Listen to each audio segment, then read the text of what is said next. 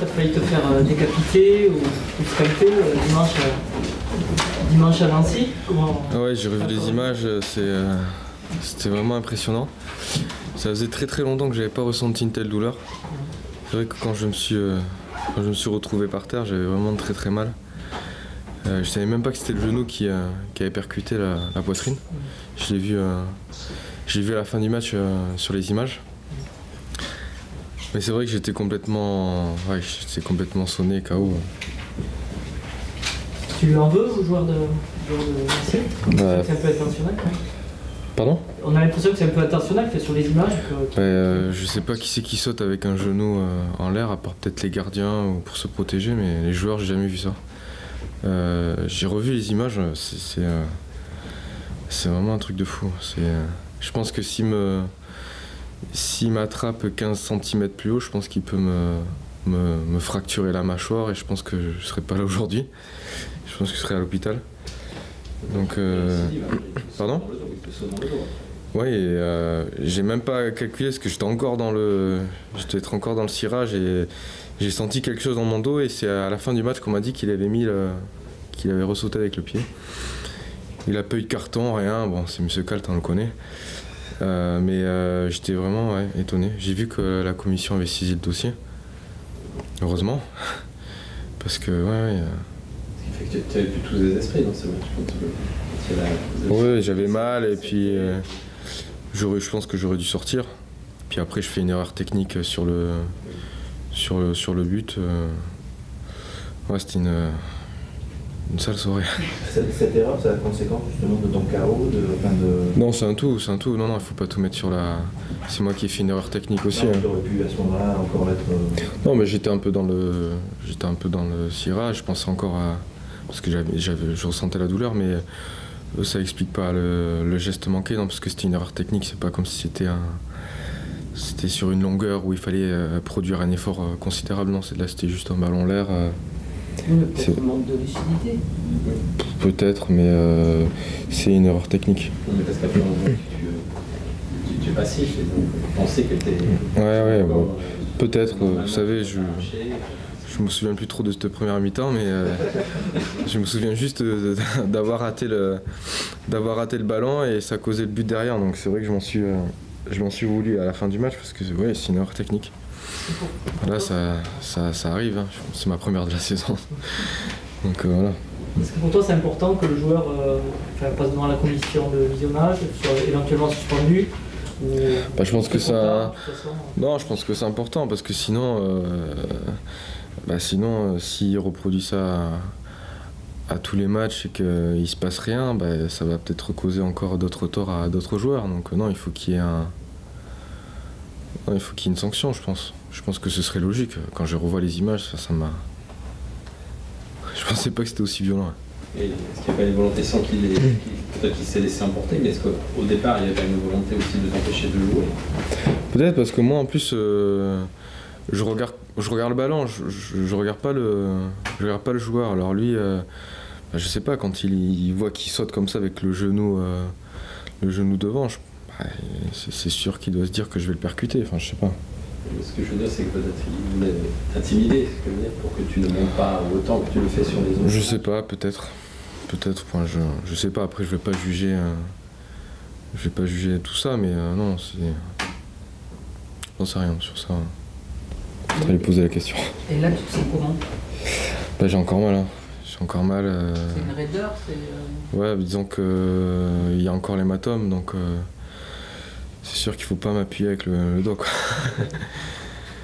Donc j'ai essayé de trottiner hier, au footing ça allait, mais après quand j'ai essayé de faire des longueurs, quand le cœur commence à être un peu dans le rouge, c'est vrai que j'ai un petit peu de mal à respirer, et puis ça tape pas mal.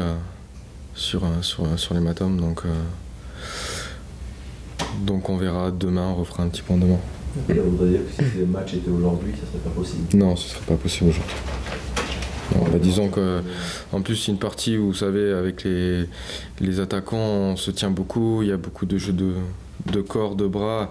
Je pense qu'à peine on me fait ça, il faudrait au moins 5 minutes pour remettre de ça. Il y a quand même un match à jouer, tenir les 31 points, bien finir à la maison, ça serait quand même bien, quoi. Ah oui, là, il faut vraiment finir sur une victoire parce qu'on on en a marre des matchs nuls. Là. C'est pas efficace, on n'avance pas. Bon, c'est mieux de pas perdre, mais on n'avance pas. Donc voilà, vraiment terminer sur une bonne note avant Noël, ouais, c'est vraiment primordial. Entre vous avez trouvé, pourquoi, depuis 4 matchs, il y a moins d'opportunités offensives et vous n'êtes pas à l'abri, effectivement, d'une petite erreur technique qui coûte un but. Ouais, c'est vrai, peut-être qu'on a peut-être une petite fatigue générale, que ce soit physique et même peut-être psychologique aussi. Mais bon, il reste plus qu'un match, donc on se dit voilà, on donne tout et ensuite on a une semaine pour souffler, pour se retrouver avec la famille, les amis, donc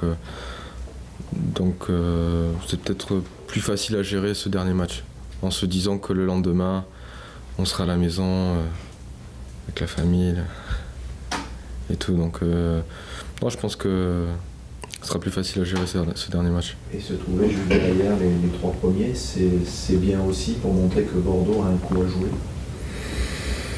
On a perdu beaucoup de points hein, sur Marseille, Paris, Lyon, ils se sont échappés.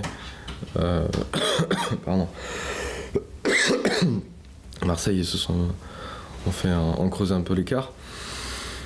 Non, c'est vraiment juste terminer sur une bonne note et après il restera encore toute la deuxième partie de saison pour essayer de pourquoi pas recoller. Mais vraiment terminer sur une bonne note, je pense que c'est primordial même pour nous personnellement, pour le club, même pour les supporters.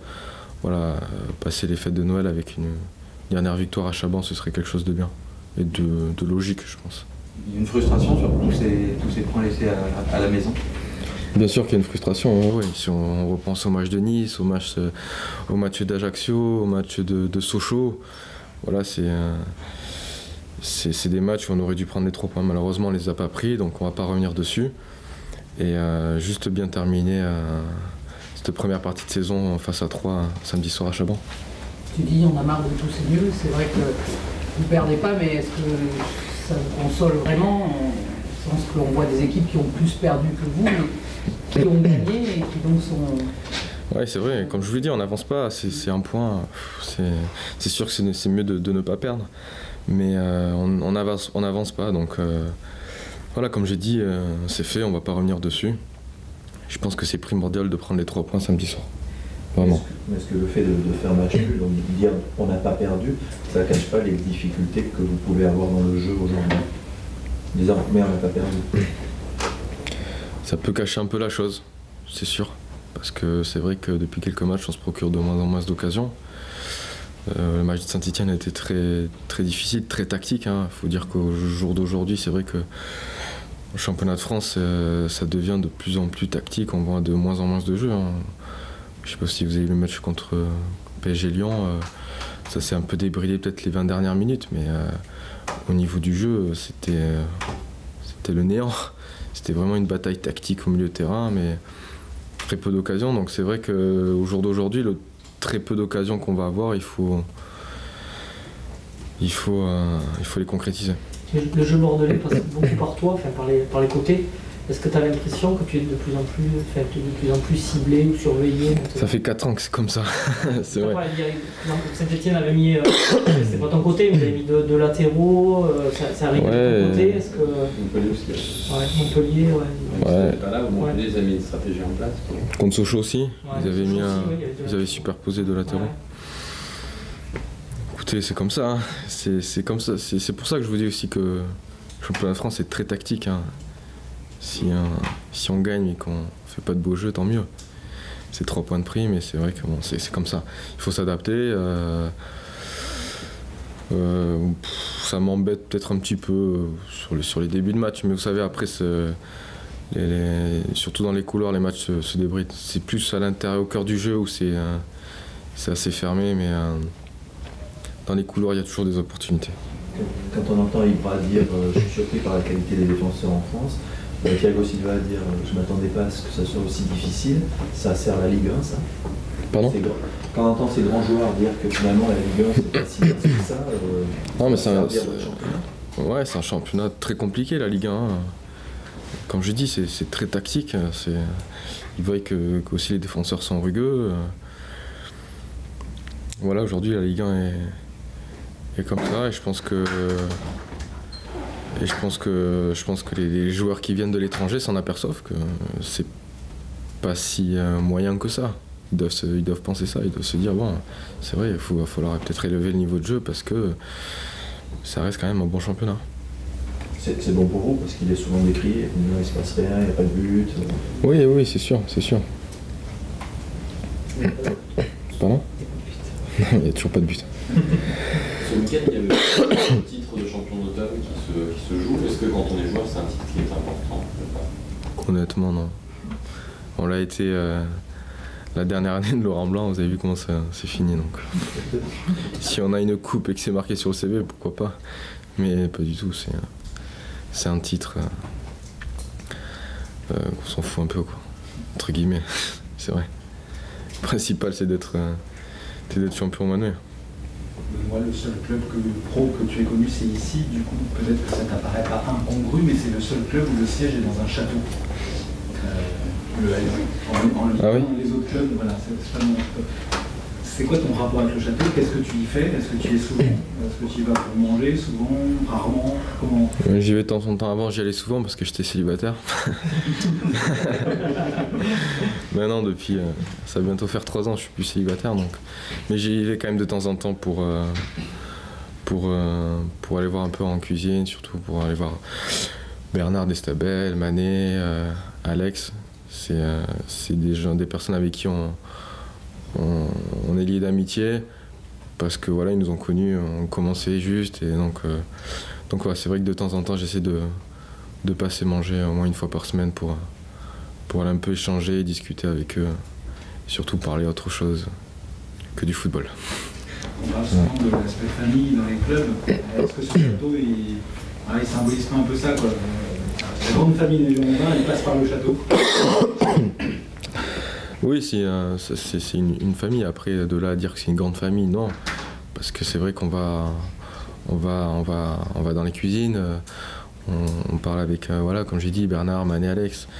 Mais après, c'est vrai qu'on n'a pas beaucoup non plus de rapport avec les gens qui travaillent dans les bureaux, parce que forcément on les voit pas, les midis ils mangent pas là. Donc voilà, c'est vraiment ça reste une petite famille, surtout au niveau de la restauration. Et c'est bon? C'est très très bon, ouais. C'est vraiment très bon.